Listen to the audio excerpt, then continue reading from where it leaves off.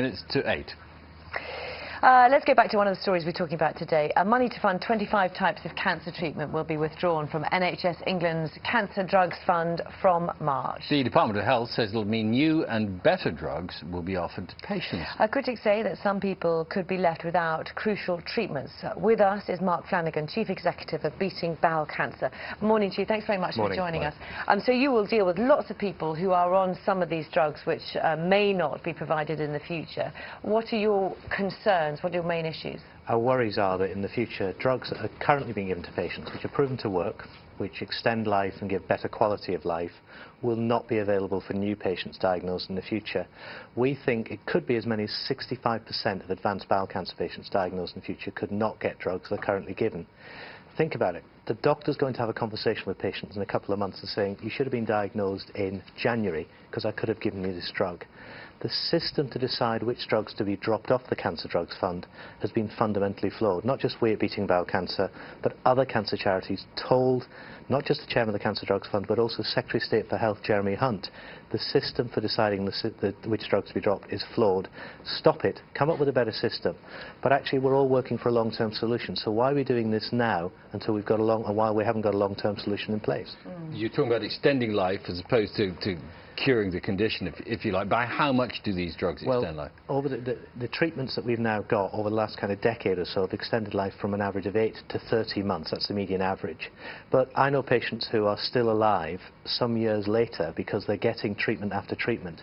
The other thing the Drugs Fund hasn't taken account of is the cumulative effect of the drugs.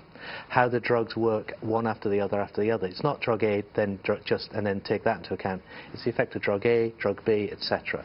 So it's really important that we see the whole picture. It's really important that we understand what's gone on. The other thing we've asked for is let's release the data on the impact of the Cancer Drugs Fund on extending life. We've asked for that many times. We've asked for that in writing, and we haven't had it. Let's speak to somebody who has been on one of these drugs. We can join down from Southampton by Simon Hawkins. Morning to you. Thanks very much for joining. I know that you were on one of these drugs. Just tell us what it was and how much difference it made to you. I'm afraid I can't pronounce the official name, but the trade name is Avastin. I was given Avastin with my chemotherapy in December 2011, January 2012. It was crucial in reducing the size of my tumour sufficiently for me to have life-saving operation. I've been clear of cancer for 2.5 years since my operation, and without the Avastin I would have been dead by July 2012. So in your case, the drug you were given didn't just extend your life, but has actually cured you, or allowed you to be cured. Cure is a very big word, but I've actually got my routine 6-monthly scan this afternoon, but the prognosis is good, and my surgeons are very competent. Right. Mark Flanagan, here's the difficulty, is that NHS England announced that the Cancer Drugs Fund has gone £100 million over budget. Now, the budget initially is only 280 million, so it's sort of almost, getting on for a third over its limit. Somewhere's got to be cut back, isn't it? We all agree that the Cancer Drugs Fund is a sticking plaster. But what this decision of cutting some drugs, like Avastin, for other drugs, has happened is that sticking plaster has been ripped off. We've now got an open wound. We all agree we need a new system. We all agree that actually what we need is have a better long-term sustainable solution in place. I was in a meeting with NHS England. I spoke to Jeremy Hunt in December about this, and we told him, though, that the system for cutting the drugs was flawed.